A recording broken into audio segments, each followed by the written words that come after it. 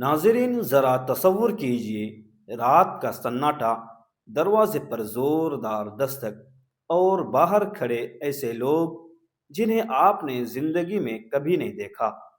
وہ آپ کو ایک شادی میں لے جانا چاہتے ہیں، مگر وہ شادی انسانوں کی نہیں ہوتی۔ کیا واقعی جنات بھی نکاح کرتے ہیں؟ اور کیا کوئی انسان انجانے میں جنات کا نکاح پڑھا سکتا ہے؟ آج کی یہ ویڈیو ایک ایسے حیران کن اور خوف و تجسس سے بھرپور واقعے پر مبنی ہے جو ایک عالم دین کے ساتھ حقیقت میں پیش آیا۔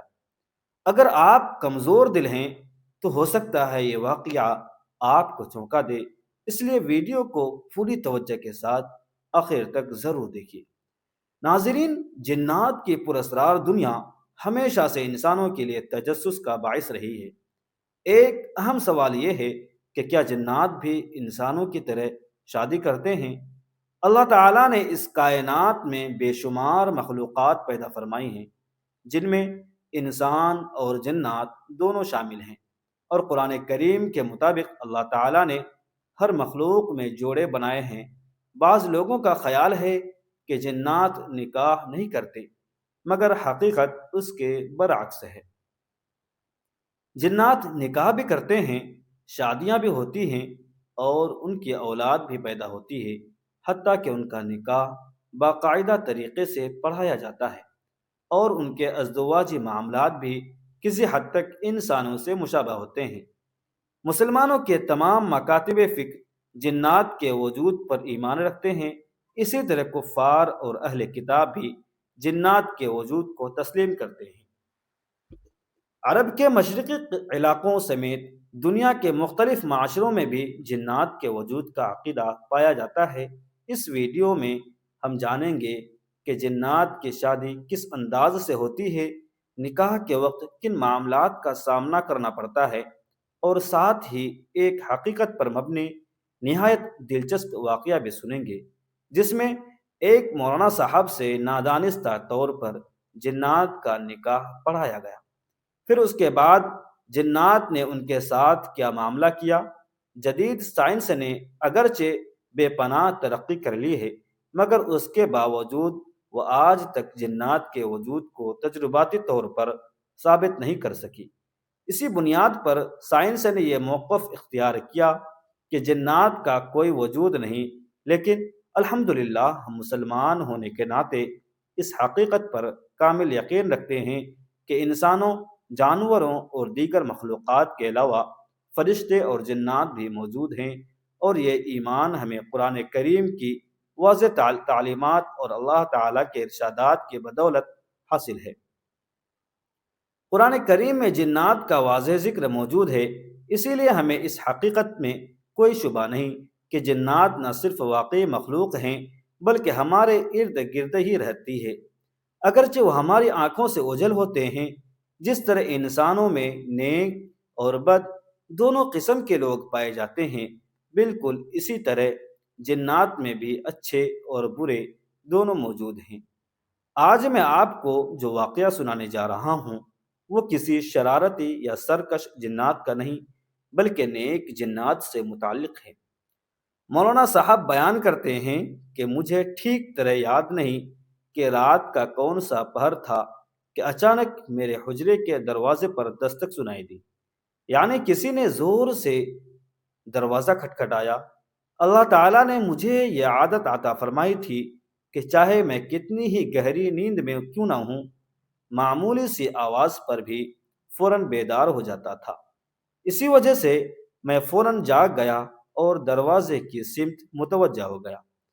کچھ ہی لمحوں بعد دوبارہ دستک ہوئی تو میں نے اپنے قریب رکھا ہوا موبائل فون اٹھا کر وقت دیکھا۔ رات کے 11:21 ہو چکے تھے۔ تیسری مرتبہ دروازہ زور سے کھٹکھٹایا گیا اور ساتھ ہی میرا نام لے کر پکارا گیا۔ میں نے فوراً اٹھ کر دروازہ کھول دیا۔ باہر کھڑے لوگوں کو غور سے دیکھا تو انہیں پہچاننے کی کوشش کی، مگر وہ مجھے پہلے کبھی نظر نہیں آئے تھے۔ میں نے سوال کیا، جی بھائی آپ کون؟ انہوں نے جواب دیا، مولوی صاحب ہمارے ہاں شادی ہے اور ہم آپ کو نکاح پڑھانے کے لیے لینے آئے ہیں۔ میں نے کہا معذرت کے ساتھ میں آپ کو نہیں پہچان سکا، ذرا اپنا تعارف کروا دیں۔ انہوں نے کہا ہم قریبی گاؤں سے تعلق رکھتے ہیں۔ میں نے دوبارہ پوچھا آپ کا نام کیا ہے؟ ان میں سے ایک شخص بولا میرا نام جنجار ہے اور ان کا نام افق ہے۔ یہ نام سن کر میں دل ہی دل میں سوچنے لگا کہ یہ تو خاصے انوکھے اور غیر مانوس نام ہیں۔ کچھ دیر گفتگو کے بعد میں ان کے ساتھ جانے کے لیے آمادہ ہو گیا۔ مونا صاحب بیان کرتے ہیں کہ وہ مارچ کا مہینہ تھا، اسی وجہ سے رات میں ہلکی سی خنکی محسوس ہو رہی تھی۔ وہ دونوں میرے آگے آگے چل رہے تھے اور میں ان کے پیچھے پیچھے تھا۔ ان کی رفتار خاصی تیز تھی مگر میری وجہ سے انہیں آہستہ چلنا پڑ رہا تھا۔ تقریباً 20 منٹ تک پیدل چلنے کے بعد انہوں نے اچانک اپنا راستہ تبدیل کر لیا۔ یہ منظر دیکھ کر میں پریشان ہو گیا کیونکہ گاؤں تو دوسری سمت میں تھا اور جس طرف وہ مڑ گئے تھے وہاں ایک وسیع میدان واقع تھا۔ یہ وہی میدان تھا جہاں دن کے وقت گاؤں کے لڑکے کرکٹ اور دیگر کھیل کھیلا کرتے تھے۔ میں نے فوراً پوچھا بھائی آپ لوگ کہاں جا رہے ہیں؟ گاؤں تو ادھر ہے اور یہاں تو صرف میدان ہی میدان ہے۔ انہوں نے جواب دیا جی، دراصل گاؤں میں جگہ کم پڑ گئی تھی، اس لیے ہم نے شامیانہ اور ٹینٹ اسی میدان میں لگایا ہے۔ میں خاموشی سے ان کے پیچھے چلتا رہا مگر میں نے محسوس کیا کہ وہ دونوں بار بار پیچھے مڑ کر میری طرف دیکھ رہے تھے، جیسے یہ اطمینان کرنا چاہتے ہوں کہ میں واقعی ان کے ساتھ آ رہا ہوں یا نہیں۔ چلتے چلتے میں نے ایک بار پھر سوال کیا سنو بھائی، واقعی تمہارے ہاں شادی ہی ہے؟ انہوں نے کہا جی ہاں بالکل۔ میں نے کہا پھر یہ کیسی خاموشی ہے؟ کوئی آواز، کوئی شور سنائی نہیں دے رہا ہے؟ کیونکہ ہم اب میدان کے قریب پہنچ چکے تھے۔ جب ہم شامیانے کے قریب آئے تو وہاں مکمل سناٹا تھا۔ میں نے تعجب سے پوچھا تو انہوں نے بتایا کہ سارا انتظام مکمل ہے مگر نکاح کے بعد ہی رونق، شور اور رسومات کا آغاز ہوگا۔ چند منٹ مزید چلنے کے بعد ہم خیمے کے اندر داخل ہوئے جہاں خوبصورت اور دلکش لائٹنگ کا انتظام کیا گیا تھا۔ میں حیرت کے عالم میں چاروں طرف دیکھ ہی رہا تھا کہ اچانک ایک شخص نے آگے بڑھ کر میرا خیر مقدم کیا۔ جنجار نے اس شخص کا تعارف کرواتے ہوئے بتایا کہ یہ دولہے کے والد ہیں جن کا نام سردار مانس ہے۔ وہ فوراً میرا ہاتھ پکڑ کر آگے لے گئے اور ایک دوسرے شخص کی طرف اشارہ کرتے ہوئے کہا کہ یہ دلہن کے والد شرمک صاحب ہیں۔ میں نے ان سے مصافحہ کیا تو ان کے ہاتھ معمول سے کہیں زیادہ گرم محسوس ہوئے مگر میں نے اس بات کو نظر انداز کر دیا۔ جو چیز مجھے اندر ہی اندر بے چین کر رہی تھی وہ یہ تھی کہ پورے شامیانے میں مجھے ایک بھی ایسا چہرہ دکھائی نہیں دیا جسے میں پہچانتا ہوں۔ سب لوگ میرے لیے مکمل طور پر اجنبی تھے۔ میں نے دلہن کے والد سے پوچھا کہ یہاں گاؤں کا کوئی معتبر یا جانا پہچانا آدمی نظر نہیں آ رہا، آخر معاملہ کیا ہے؟ وہ مسکرا کر بولے بس یہی بات آپ کو کھٹک رہی تھی۔ یہ کہہ کر انہوں نے ایک لڑکے کو بلایا اور اسے کچھ ہدایات دیں۔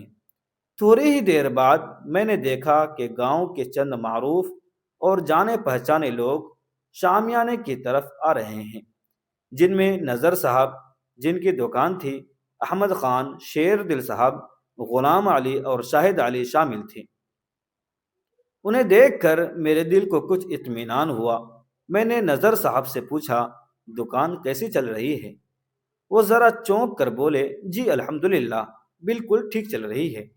اس کے بعد میرے گاؤں کے باقی لوگوں سے بھی مختصر گفتگو ہوئی۔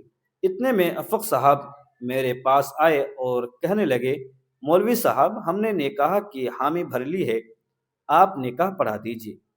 میں نے نکاح پڑھا دیا۔ نکاح کے بعد مجھے مٹھائی پیش کی گئی، اجرت دی گئی اور باقاعدہ کھانا بھی کھلایا گیا۔ وہ کھانا اس قدر لذیذ تھا کہ اس کا ذائقہ میں الفاظ میں بیان نہیں کر سکتا۔ اس کے بعد افق صاحب اور جنجار جو مجھے وہاں لائے تھے خود میرے ساتھ چلتے ہوئے مجھے میرے گھر کے دروازے تک چھوڑنے آئے اور پھر وہیں سے واپس لوٹ گئے۔ گھر پہنچ کر میں نے سب سے پہلے وضو کیا اور آرام کی تیاری کرنے لگا۔ بستر پر لیٹتے ہی دل میں خیال آیا کہ ذرا وقت بھی دیکھ لیا جائے، اگر فجر کا وقت قریب ہو تو نماز ادا کر لوں۔ اسی سوچ کے تحت میں نے موبائل اٹھا کر گھڑی دیکھی۔ وقت دیکھ کر میں حیرت میں پڑ گیا، کیونکہ مجھے یوں محسوس ہو رہا تھا کہ میں کافی دیر تک باہر رہا ہوں، مگر موبائل پر دیکھا تو وقت نہ ہونے کے برابر گزرا تھا۔ صبح ہوتے ہی میں اسی گاؤں کی طرف روانہ ہو گیا اور ان لوگوں سے ملاقات کی جنہیں میں نے رات شامیانے میں دیکھا تھا۔ جب میں نے ان سے گزشتہ رات کے واقعے کا ذکر کیا تو سب نے ایک ہی بات کہی کہ ہم تو کل رات نہ کسی شادی میں گئے اور نہ گھر سے باہر نکلے۔ یہ سن کر میں شدید حیرت میں مبتلا ہو گیا اور خاموشی سے واپس لوٹ آیا۔ گھر آ کر جب میں نے وہ اجرت دیکھی جو نکاح کے بدلے مجھے دی گئی تھی اور وہ مٹھائی بھی سامنے رکھی دیکھی تو مجھے یقین ہو گیا کہ یہ سب کوئی خواب یا وہم نہیں تھا۔ بعد میں مجھ پر یہ حقیقت واضح ہوئی کہ وہ شادی انسانوں کی نہیں بلکہ جنات کی تھی اور میں نے دراصل ایک جن کا نکاح پڑھایا تھا۔ آج بھی جب میں اس رات کو یاد کرتا ہوں تو میرے جسم کے رونگٹے کھڑے ہو جاتے ہیں۔ تاہم میں اللہ تعالیٰ کا شکر ادا کرتا ہوں کہ وہ نیک اور مسلمان جنات تھے جنہوں نے مجھے کسی قسم کا نقصان نہیں پہنچایا۔ حضرت ابو ہریرہ رضی اللہ تعالی عنہ بیان فرماتے ہیں کہ رسول اللہ صلی اللہ علیہ وسلم نے انہیں رمضان المبارک کے موقع پر زکوٰۃ کے مال کی نگرانی پر مقرر فرمایا تھا۔ ایک رات ایک شخص آیا اور غلے میں سے چوری کرنے لگا۔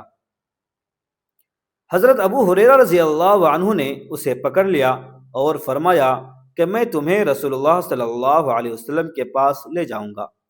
اس پر اس شخص نے اپنی غربت اور بچوں کا واسطہ دے کر چھوڑ دینے کی درخواست کی۔ چنانچہ آپ رضی اللہ عنہ کو اس پر رحم آ گیا اور انہوں نے اسے چھوڑ دیا۔ اگلی رات وہ شخص دوبارہ آیا اور اسی طرح اپنی منت سماجت کے بعد چھوڑ دیا گیا۔ تیسری رات جب وہ دوبارہ آیا تو حضرت ابو ہریرہ رضی اللہ عنہ نے سختی سے اسے پکڑ لیا۔ اس پر وہ کہنے لگا کہ اگر مجھے چھوڑ دیا جائے تو میں تمہیں ایک ایسی بات بتاؤں گا جس سے تمہیں حفاظت حاصل ہوگی۔ اس نے کہا، سوتے وقت آیت الکرسی پڑھ لیا کرو، اللہ تعالیٰ کی طرف سے تمہارے لیے ایک محافظ مقرر ہو جائے گا اور کوئی شیطان صبح تک تمہارے قریب نہیں آ سکے گا۔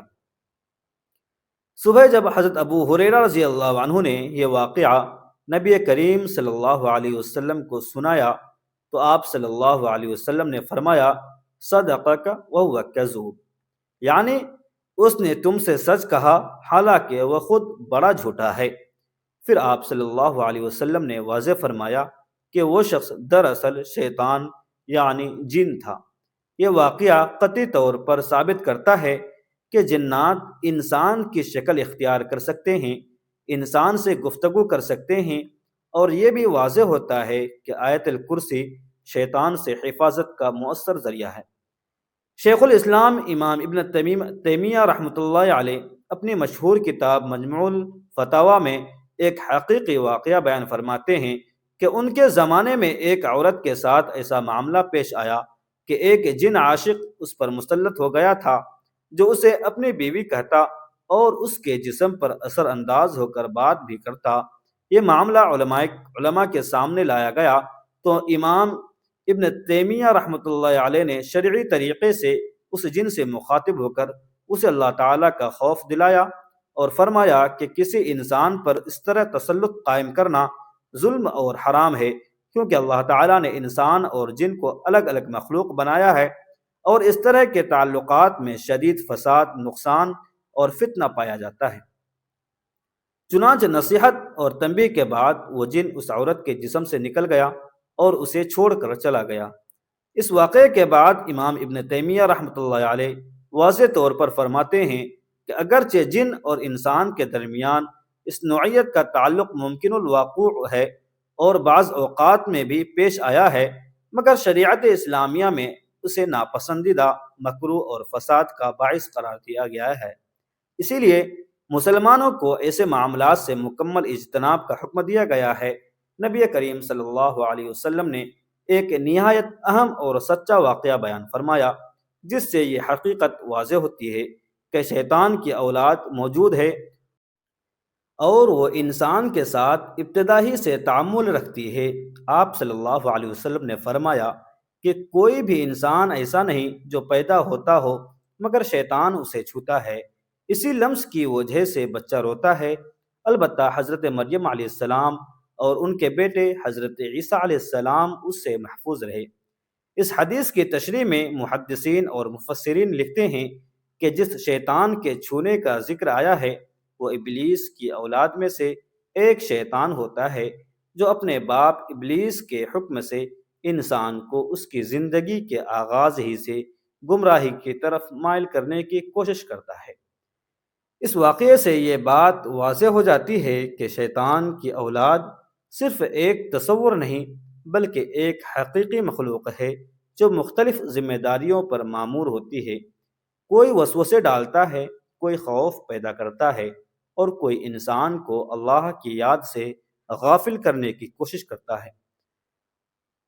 تاہم علماء نے واضح کیا کہ اس لمس کی نوعیت مادی نہیں بلکہ غیبی ہے، اور اس کا ہرگز یہ مطلب نہیں کہ جنات کے بچے انسانوں کی طرح دکھائی دیتے ہیں یا انسانی شکل میں پیدا ہوتے ہیں، بلکہ یہ تمام معاملات عالم غیب سے تعلق رکھتے ہیں جن کی حقیقت اور تفصیل اللہ تعالیٰ ہی بہتر جانتے ہیں۔ اسی لیے اسلام ہمیں ان امور میں غیر ضروری قیاس آرائی اور حد سے زیادہ خیالی باتوں سے روکتا ہے اور صرف اتنی بات قبول کرنے کی تعلیم دیتا ہے جو قرآن اور سنت سے ثابت ہو۔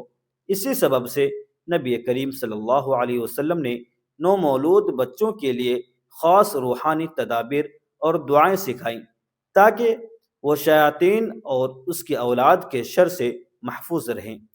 اسلام نے بچوں کو جنات اور شیاطین کے شر سے بچانے کے لیے واضح اور مؤثر روحانی طریقے مقرر کیے ہیں، کیونکہ نبی کریم صلی اللہ علیہ وسلم نے فرمایا کہ شیطان انسان کے ساتھ پیدائش کے فوراً بعد ہی وسوسے ڈالنے کی کوشش کرتا ہے۔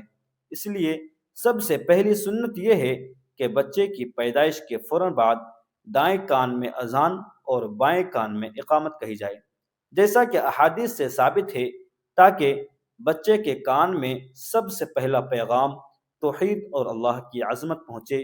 اس کے بعد نبی صلی اللہ علیہ وسلم کی سنت کے مطابق بچے کے لیے یہ دعا پڑھنا نہایت اہم ہے۔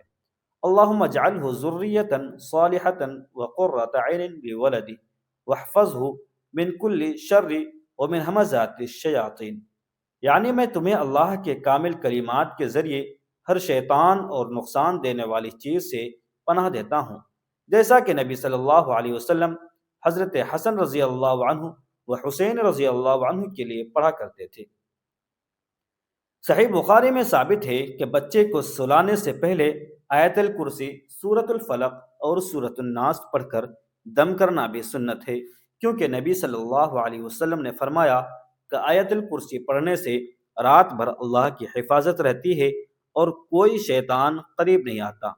علماء نے یہ بھی بیان کیا کہ گھر میں نماز، ذکر، قرآن کی تلاوت کا اہتمام اور تصاویر و موسیقی جیسی غیر شرعی چیزوں سے پرہیز بھی شیاطین کے داخلے کو روکتا ہے اور بچوں کی روحانی حفاظت کو یقینی بناتا ہے۔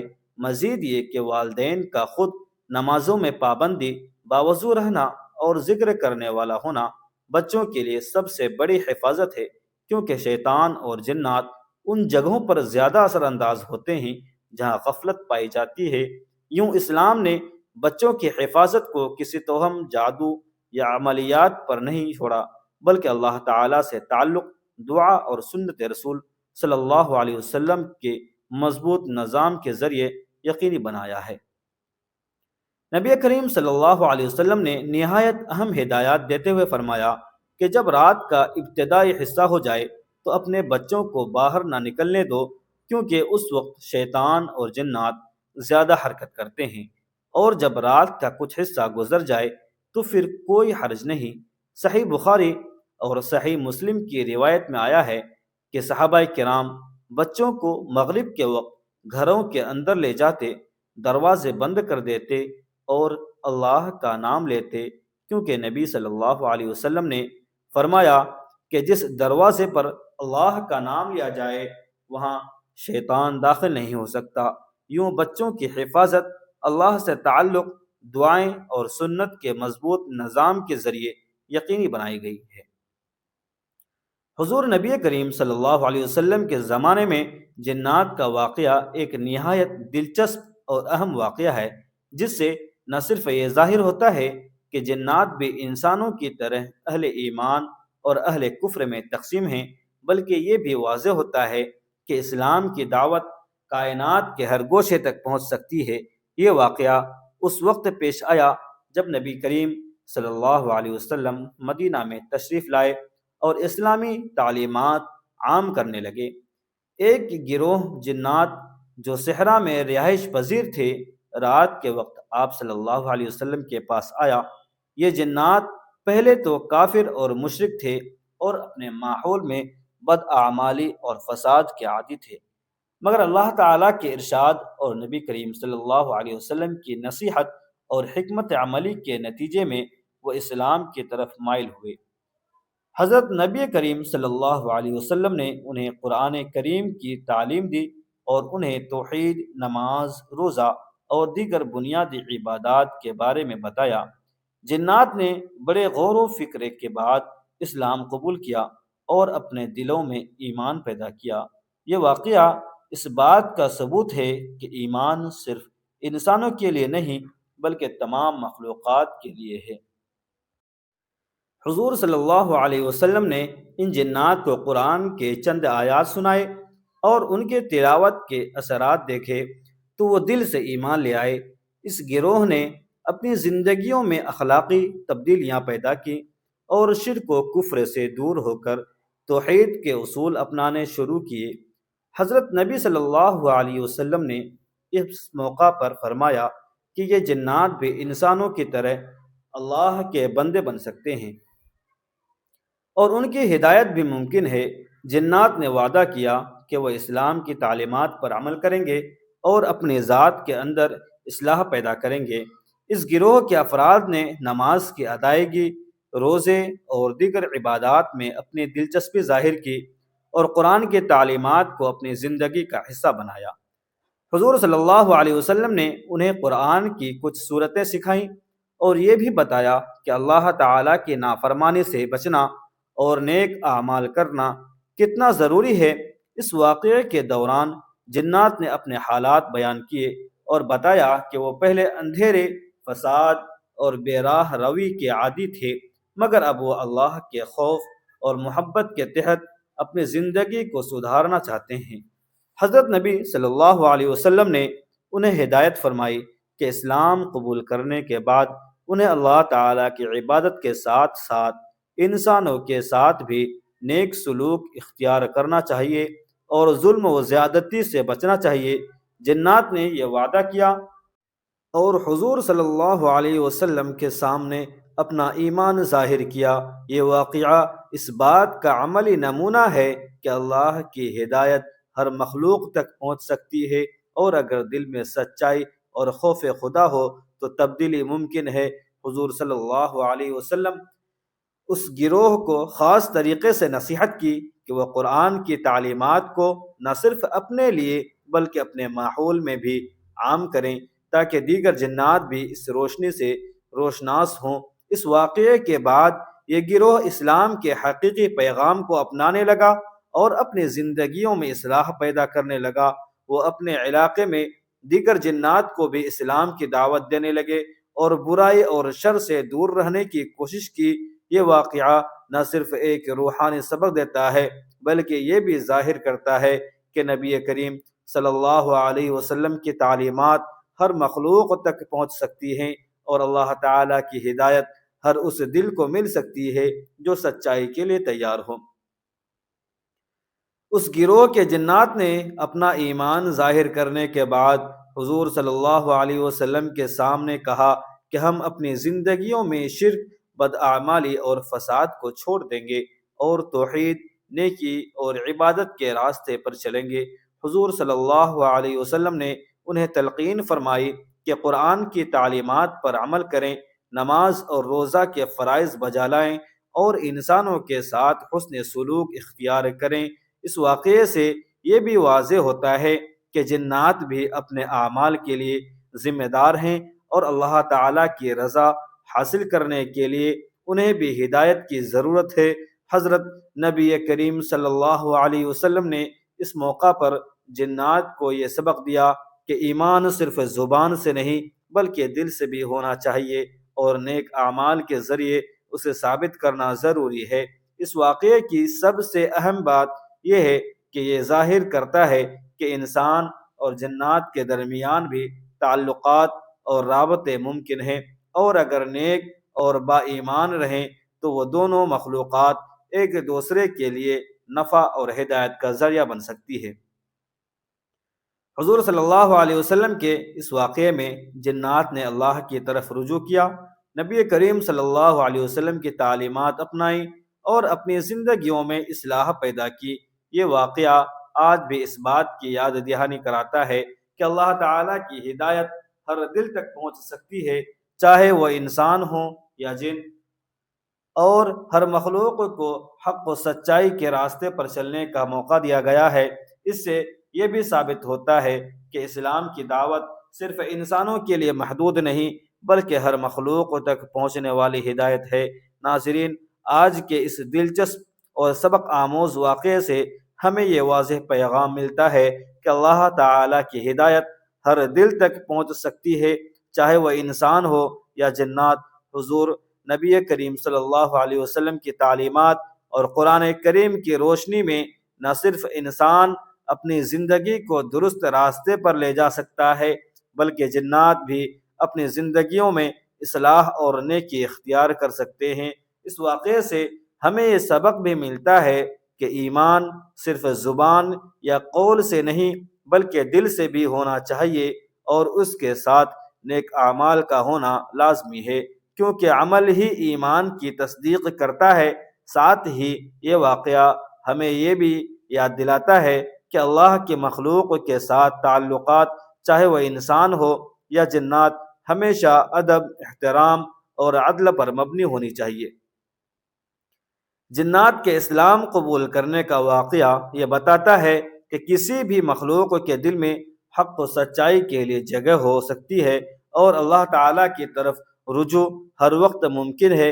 اس کے علاوہ یہ بھی اہم سبق ہے کہ روحانی حفاظت اور اللہ کی پناہ کے لیے سنت اور دعا پر عمل کرنا کتنا ضروری ہے، خواہ وہ بچے ہوں یا بڑے، کیونکہ شیطان اور اس کی اولاد ہر وقت انسانوں کو گمراہی کی طرف مائل کرنے کی کوشش کرتے ہیں۔ بچوں کی تربیت اور ان کی حفاظت میں نماز، ذکر، قرآن کی تلاوت اور سنت رسول صلی اللہ علیہ وسلم کی روشنی میں عمل کرنا انتہائی مؤثر اور ضروری ہے۔ اس پورے واقعے سے ہمیں یہ بھی یاد رکھنا چاہیے کہ اسلام میں ہر چیز کا واضح اور منطقی نظام موجود ہے، اور غیر ضروری قیاس آرائی، خوف یا وہم پر انحصار کرنے کی ضرورت نہیں ہے۔ نبی کریم صلی اللہ علیہ وسلم نے ہر مخلوق کے لیے ہدایت کا راستہ کھولا اور یہ ثابت کیا کہ اللہ تعالیٰ کی رحمت اور نور ہر دل تک پہنچ سکتا ہے، بشرطے کہ وہ سچائی، نیکی اور توحید کی طرف مائل ہو۔ لہٰذا ہمیں چاہیے کہ ہم بھی اپنی زندگی میں قرآن و سنت کے اصولوں پر عمل کریں، بچوں کو جنات اور شیطان کے شر سے بچانے کے لیے تمام روحانی تدابیر اپنائیں، اور اپنے اعمال اور کردار میں ہمیشہ اللہ کی رضا کو مقدم رکھیں۔ یہ واقعہ ہمیں امید اور یقین دلاتا ہے کہ اگر دل خالص ہو اور نیت سچی ہو تو ہر مخلوق، چاہے وہ انسان ہو یا جنات، اللہ کی ہدایت کی روشنی میں اپنا راستہ درست کر سکتی ہے، اور یہ ہمیں اپنی زندگی میں بھی روشنی، تحفظ اور سکون کا ذریعہ فراہم کرتا ہے۔ اس لیے ہمیشہ اللہ کی پناہ مانگیں، سنت پر عمل کریں، دعا کو زندگی کا حصہ بنائیں